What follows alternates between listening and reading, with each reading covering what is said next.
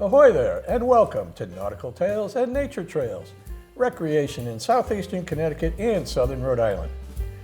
The show is produced by my wife, Bridget Morrissey. I'm Will Morrissey, I'll be your host today. But Bridget races up and down the shoreline from Old Lyme to Charlestown. She's a realtor helping people find their way into their dream home. And she does not like driving on I-95, so she goes all the back roads and knows where everything is, what's happening, where you can go to find the aquarium or the beaches, where fishing places are, where there's different kinds of attractions like libraries and galleries and places to go hiking. All kinds of different things are available, and there's so many people moving into the area, we just want to let you know about it. Whether you're a student, or you're building submarines, or you're the brave souls that drive the submarines, we want you to know what's happening in Southeastern Connecticut and Southern Rhode Island. Again, I'm Will Morrissey, and today we're going to be talking with the folks from the Waterford Public Library. We got Chris Johnson and Jill Adams here with us today. Welcome. Thank you, Will. How did you get involved in the library business? Well, for me, I started as a student worker back when I was an undergraduate in college, and then went off and worked in business for about 10 years and thought back, gee, I really enjoyed libraries, and that's when I decided to go back and get my library degree, and it's been about 30 years now since I did that. And how about you, Jill?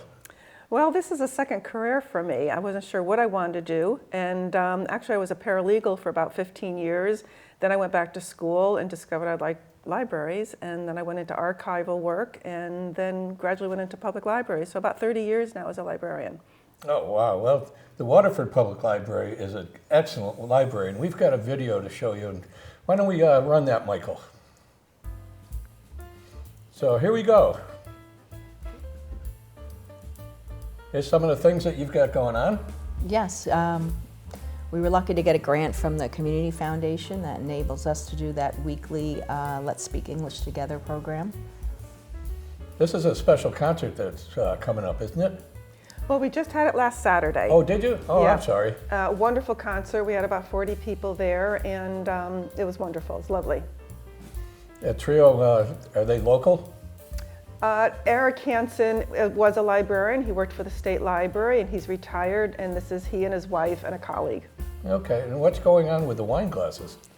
The wine glasses were just Saturday as well, but we have a woman who comes in from Deep River who has a paint and sip small business. So she comes and does a paint and sip program for us on Saturday mornings, and 12 people get together, and this particular one was they painted wine glasses. Oh, okay. I'm not even going to pretend to know how to say this one. This is a fabulous program. It's our second year doing it. Yolo Bakla Flood. It's an Icelandic literary tradition that started during World War II. Oh, okay. Well, you have all kinds of different book discussions. I guess this is one that you just did, or? That's going to be tomorrow morning. Oh, okay. At 10:30 at Senior Services, and I'll be leading that discussion. We do a quarterly book group with Senior Services. Okay. And what happens with this one? Do you want to talk a little bit about Lauren? What's Lauren's doing, Chris? Well, internet safety and library technology use. We have patrons who come in frequently looking to know how to use their smartphone, their mobile device, their Kindle. And we have a new librarian on staff, Lauren, who does do drop-in tech programs, and she will help you set up your email, help you with your photo organization, help you with security. And we'll continue that through the new year and then through June. Oh, okay. Well, you have all kinds of different programs for the children. Yes, our children's programs are very popular. We have Jenna Bavona is our head of youth services, and she and her team, which Miss Ashley and Miss Rashmi, offer a lot of different programs, and they serve youth from basically from birth up through age 18. Two of our favorites are Scout and Hodges. There are puppies that come in, and kids can practice their reading out loud to the dogs. They both are certified therapy dogs, and it's a really good way for kids to both feel comfortable with reading, learn to read out loud, and spend some time with the dog. Well, it's nice to see what you've been doing the last couple of weeks, but now we're starting to get into what's coming up. Okay. Well, what's coming up, coming in January, for all ages, we do a winter reading challenge. And we use bingo cards and sheets where there's activities where all ages, this is from birth to adults, where they read for the month of January and February, and they win prizes, and then there's a grand prize drawing at the end of February. Oh, okay. The Sensory Saturday program is a fabulous opportunity. It's funded by the Kelsey S. Harrington Foundation, and it's a monthly program that we offer for youth of all ages that are neurodivergent and their families. And there's multiple stations, and it's a 2-hour program that's offered as a drop-in. And Miss Ashley does a lot of work with our teens. She's very, very creative and does ornament workshops, and she's a big Swiftie, just like the teens are, so she's running a Swiftie Teen Trivia Night in December. And every month she has 2 or 3 programs that we do for the teenage group, basically tweens and teens, ages 12 and up. Well, I noticed you have quite a few different programs that are coming up.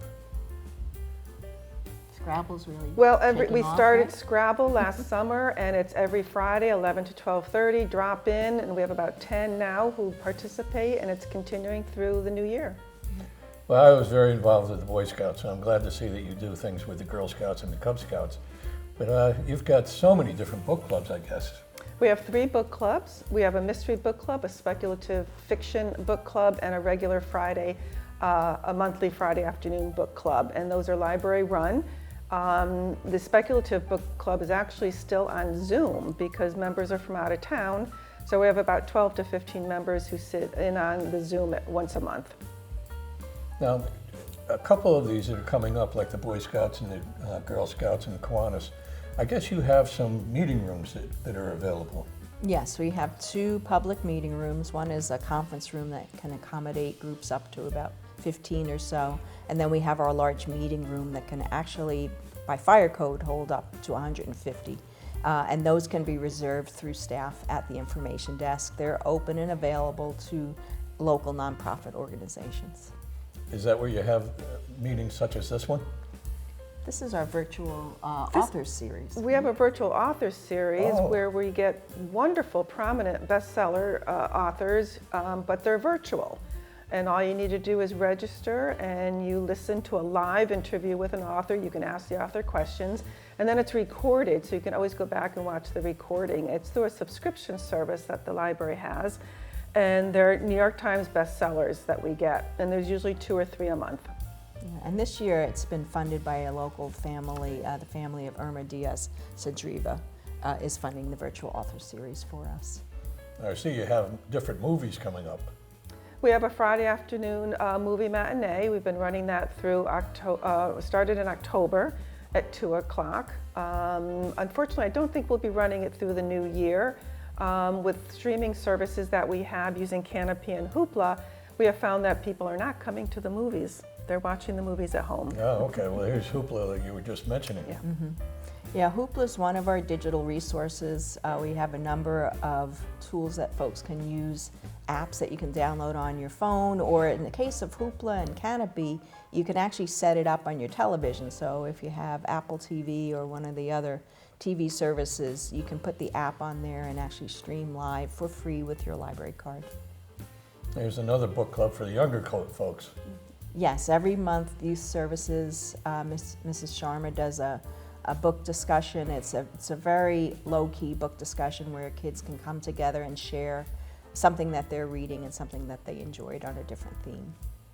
Ukuleles. Well, the ukulele group reached out to us last year, and they've been meeting here on a monthly basis. But now they're starting to work with us. They've actually donated a ukulele with an instruction book, and we're working on a ukulele program in February or March with a ukulele artist who's going to come in and do a workshop as well as do a program. And we do Kids Friday movie matinees, usually during the school breaks. So this one's happening during the winter break when the kids are home from school. If, an imaginary friend, huh? Cookie decorating, can I just stop in and grab a cookie? Have to sign up, Will. Oh, It's a okay. very popular program, actually. I think this is our 3rd year of running this. There's actually 2 sessions because it is so popular. We ask families to sign up, and all the supplies are there, and kids can both decorate the cookies and then eat the cookies if their mom and dad says it's okay. I'll bet you the kids like this one, The Grinch. Yes. That's our family movie matinee that we're having during winter break. We do get a movie license every year, which entitles us to have performances of films. Well, here's a different program. Yes, we partner with a lot of local organizations for our programming, one of them being the Connecticut Humane Society, and this is a program that they do talking about kind kids. So there won't be any animals in the building, but this year we're also going to be having the New Year's Eve party for kids, so if you don't want to stay up to midnight, you come celebrate with us at the library in the morning. Around 12 noon, we'll be doing the big countdown to 2025. And that's for kids of any age? Yes, kids of any age can join Okay. us. And here's a new one. Yes, Traveling Toys is a local nonprofit organization that wrote a grant on our behalf and received funding from the Community Foundation of Eastern Connecticut to provide the Waterford Public Library with a new collection of toys that families can borrow for free with their library cards. So we're going to have about 50 different toys, again, all different ages and interests, and you can borrow them at the library just like anything else that you borrow at the library. Well, you got all kinds of things coming up for the new year, huh? Mm-hmm. Going to be a busy year. We have the Garden Club is one of our big community organizations, and they hold they meet every month, is it, or every other month? It's every month It is now. every month, They have a luncheon and a speaker. Yeah, look at that, 9:30 to 3. That's a day.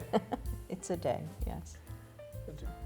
Well, I imagine, do you have to be from Waterford to take part in those? That's actually like a group. All of our meetings theoretically are open to the public, but that garden club, I think you have to be a member of the garden club to attend their meetings. This is one I sent to a friend of mine who I know loves history and loves sailing. Oh, terrific. Yeah, he's coming over from Rhode Island to speak, and we heard about him from another colleague. So we're looking forward to his talk. Now, I was surprised to see you have metal detectors at a library. Yes, yeah, we got a grant from the Association of Small and Rural Libraries a few years ago that helped us kick off our Library of Things collection. So yeah, we have binoculars, metal detectors, ukuleles, CD players, and we keep adding items to that when we find things that people are interested in. And museum passes. We have 13 different museums. They either provide free or reduced admission, and they can be borrowed for 2 days. And the nice thing about your library card is in state of Connecticut, you can actually borrow items from any library in the state. So, for example, if our museum pass is checked out or it's a museum pass that we don't own, you can find out with help from the information desk if there's another nearby library that might have that pass, and you can borrow it from that library by driving over there and checking it out with your card. Oh, here you go. Staff recommendations, huh? Yes, each month we have a monthly e-newsletter, and a section of that focuses on what our staff is reading and recommending, and then we post all of those different reviews on our website, so folks can go back and find a good read if they've run out of things to read. Wow. So these programs for children seem to be a very big part of your program. Yes, we have a big focus on early literacy and programs for youth services. Our story time that's weekly on Mondays is open for ages 0 up through 5, and we generally get 40 to 50 That many? people at the story time, and that includes child and their accompanying adult. Yeah, but So still. it's I mean, a nice turnout. Yes, it's a very popular program. Miss Jenna is terrific with the kids. Well, that's a great idea, though, to get them looking at books, even if they're just looking at coloring books. Right, and it's a good socialization opportunity both for the children and for the parents. Most of them are moms, but we do get a few dads that come out too, and it can be lonely sometimes when you have a young child in your home, and especially in the winter. It's a nice way for families to get together and meet. I'll bet they look forward to that. Then, Oh, they do. And then I was kind of surprised to see how many teen opportunities there are. I mean, the decorating and the different programs that you have. Yes, we have a nice teen collection. We've been able, with funding from our trustees, to really build up our teen materials collection over the last couple of years. And we also do targeted program for that age group. It's a hard age group. They're very, very busy. But we try to do what we can to support them and get them to come in and use the library. Now, I saw TJ Kloon is going to be one of you. Now, that's one of your virtual book clubs? Yes, that's one of the virtual, right. Okay, so, and it seems as though the book clubs meet once a month, so it gives you a little bit of time to read the book before you all meet, huh? The book clubs are once a month. We have 3 of them, and the virtual author talks are 2 to 3. There's 2 or 3 a month, and they're at different times. They could be 2 in the afternoon or 7 o'clock at night. And Now, those are virtual. when you have those, do they go onto YouTube afterwards so that you can catch up, or do you have to watch it at 2 o'clock? We don't have control over that. Once you sign up, you'll get the recording in your email. It's a series that we okay. subscribe to. It's a subscription service. And it's Library Speakers Consortium that runs it, which is why we're able to get those top name authors. But you can register and you either watch it live or watch the recording. Once you register, you can watch either, so you can watch it there at you your go. convenience. Yeah, I mean, it's a little tough at 2 o'clock in the afternoon. Right, you know. exactly. Hey, let me take some time off from Right. work, boss, huh? But the Got a great, book club. yeah. I got a book I want to go hear about. But it's so great that you can watch the recording after. Yes. It's a great plus for the program. Now, I mentioned it when the video was playing, but metal detectors? Yes. How do you get into doing metal detectors? Well, it was part of a grant that we received from the Association of Small and Rural Libraries to encourage STEAM, which is science, technology, engineering, arts, and math for youth and families. So it is a scientific aspect to finding metals in the ground, detecting metals. So we were able to purchase 2 of them, and being a beach community, they're quite popular. People borrow them, and Well, how long can you sign them out for? they go out for 2 weeks. All of our things go out for okay. 2 weeks. Another very popular part of our collection is the Wi-Fi hotspots. That originally was funded with an ARPA grant, and we've continued to subscribe to those. So we have 6 of those that we lend out, and they're constantly being used for people that don't have internet access at home. Okay. Then there was CD players, and I got a kick out of the ukuleles because I was born in the territory of Hawaii. Oh, were you? Honolulu. Oh, that's cool. And yeah, I've got a black and white picture of my mother holding me on Waikiki Beach with Diamond Head in the background. Oh, and awesome. I was out of there 4 weeks later, back here, you know. But yeah, the ukulele lessons. Is that what Well, it is? we have 2 ukuleles that we circulate, so you can borrow them for 2 weeks.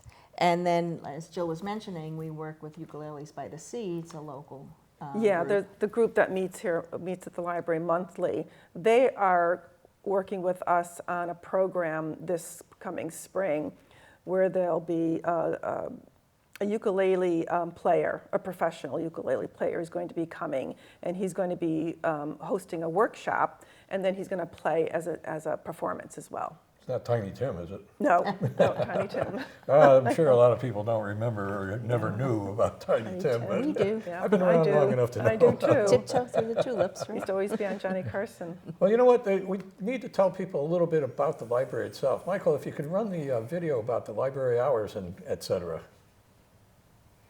So here we are. There it is, yes. That mid-century modern architecture is still there. We're at 49 Rope Ferry Road. We're right next to the Arnold J. Home Memorial Park, which was just redone by the town of Waterford, part of the Civic Triangle. We're open from Monday through Thursday, 9 in the morning till 9 in the evening, Friday and Saturday, 9 in the morning till 5 p.m., and currently closed on Sundays. We're closed for all federal holidays. That's pretty much the same as the banks and the post Yes, office. pretty right? much, yeah. And we are funded heavily by the town of Waterford, although we are a separate association, library, and managed by a board of trustees. Been around for 100 years. Correct, yes. There's the original building, the Jordan Park House, that used to be down on Great Neck Road and then moved over to where we are now. Because it wasn't safe, actually. It was the traffic pattern. It was causing a lot of accidents. And they wanted to, the state wanted to redo the road, which is the reason that it moved over to the Jordan Village. Well, so it was a post office and then the library? It was and then- originally done as a library. It was Oh, okay. donated by the Hammond family Okay. as a library. and operated there as a library, as you mentioned, until the early 60s. At that point, then it was physically moved. They moved the building over to the Jordan Green, and then once we built the new library in the mid-60s, it became the Rec and Parks Department's office building, which is why it's now known as the Jordan Park House. Okay. I imagine with all the expansion of the library and what you have available, and now this new park right next door, that some people probably come in and get a book and just go next door for a few hours. Yeah, for sure. Yep. We get a lot of people coming in and out of the library that are combining it now with some exercise, which is fabulous. It's a fully accessible path. It's a quarter mile around, 4 laps equals 1 mile. So it's been really nice to see, you know, folks with walkers, wheelchairs, as well as, you know, moms with strollers. Everyone can enjoy that park, which is fabulous. Well, we were over there last month for the Safe Futures Walk, and great turnout. Yes. But a beautiful park, you know. Beautiful. I mean, Nice job. You get around Yes. to the back and you get that little waterfall coming in with the stream coming in, and just, you know, just places to sit down and just take it easy for a little bit and be around the water. I imagine you'll hear some frogs in the springtime, you know. Yeah, the turtles are back and thriving, and geese are coming back, although I'm not sure if they're as welcome as the turtles. Oh. Well, there's always the opportunity for people to help out at a library, and any different organization that provides services to people, you know, and we're always looking for volunteers and for people to support. Michael, we have a video about that. Can we run that, please? This was last year, right? Yes, 2023 we celebrated the library's 100th anniversary. We do rely very heavily on local donors, and we were very grateful that we were able to raise over $10,000 specifically for our Centennial Fund Drive. But we do run an annual fund drive every year. Any amount is welcome. We're planning a new fundraiser this spring. We're going to actually have a jewelry sale just in time for Mother's Day. So the last Saturday in April from 11 to 2, we hope you'll come down and shop. And if you have any jewelry that you don't need, we'll take a costume, we'll take real stuff, whatever you want to donate would be great. And again, we do have an annual fund drive. You can come on in and drop off a check, mail us a check, or you can donate online through PayPal. And we do use private funding to support the library's endowment, which now covers about 90% of the materials, online resources, and all of our programming and special projects. Well, I saw you brought one of those totes with you. I did. I brought one We're right going to show everybody. This is our fabulous new, I'm not sure which camera, there we go, book tote. We work with Ann Ogden-Hinners and her husband with Halo. They're a local company that does a great job on promotional products. And this, if you want to purchase one of these, it's holiday giving time. You could fill it with something, maybe some books from our book sale. It's only $5 and it's quite sturdy, and it will help support the library. Ann is great. She's Yes, a she's wonderful fabulous. photographer, too. Yes. Yeah. You know, known her for quite a while. You know, Yes. from the Chamber of Commerce, we've had Bruce Flax from the Greater Mystic Chamber of Commerce on. We talked to Tony Sheridan from the Chamber of Commerce of Eastern Connecticut just last week when they had the party here Yes. for the 10th anniversary. And speaking of which, if Michael, if you can run that last video, please. We want to say thank you to SEC TV. We've had a number of shows with Nautical Tales and Nature Trails, starting off with the library, a different library, the one at the sub-base. But we've had different people coming in and telling us about all the different opportunities for recreation that are available in the area. You know, there are so many places where you can go hiking. There are so many programs for the children. There's, like I said, Dennis Main came in and talked about Avalonia and all the different things they've got. Bruce was very busy last week, you know, with the lighted boats parade, you know, that was just run. And Dennis and Pequot's supposed Nature Center, we had a live owl in here flopping around. But you know, it's a great way to let everybody know what's happening, and we're just so glad that people like yourselves take the time to come in here and let everybody know what's going on in the area. You know, it's whether you're into boating or you're into hiking or what I love doing is going to the libraries, and I would walk in and say, "Can I ask you a question?" Sure. Is reading recreation? And I get a stunned look. I go, "Well, yes." "Oh, good. Well, you're in our book." So, Right. but it is a big deal that everybody knows that there are so many things in Southeastern Connecticut and Southern Rhode Island that you're able to take part in and just enjoy the area. I mean, it's things that are, whether it's the Mystic River or whether it's the woods or whether it's in, getting a book in the library, all kinds of things that are happening. And so we just want to thank SEC TV for the opportunity to be able to bring this to everybody, and our friends Terry and Peter Roper and Anne Marie and Richard Dixon, Anne Marie Foster, and just to let everybody know what's happening. And of course, we want to thank Frank and Michael for making all this happen. So we've got, like I say, it's fun to do these shows. It's a wonderful opportunity for people to find out what's happening. Like, what is the one takeaway you would like people to know about Waterford Public Library, things coming up? Well, we're free and open to all, so we hope you'll join us. I run a foreign policy discussion group that starts at the end of January. It's called Great Decisions. So we find that people find that very interesting on Thursday nights. And we're also partnering for a special film screening on January 9th with Waterford Rise. We're going to be showing the documentary Those People, which was about the new London Youth Talent Show. And we have both of the filmmakers coming for a discussion after the film. So we figured after the holidays are done, people will be looking for something to do on a cold winter night, and we hope they'll come join us at the library. Well, I'm looking forward to signing up for that pirate one. Okay. I'd like to say that we're very welcoming. Okay. I think we have the best team, we have the best staff, and when people come in, we know them by names, and I think that's a key to the Waterford Library. We're very welcoming. Oh, I've been there a number of times and stopped in, and it's a really nice facility, and to see what you have for people of all ages. You take it right from the very beginning, teaching them how to read, and supplying different book clubs that they can join. Or get a metal detector and go down to the beach and find out what's going on there. So many things happening. A lot of things happening at the Waterford library. Public Library. I'm so glad that you were both able to come over today and take part in this. And to everybody else, we want to wish you happy holidays, and we'll see you the next one.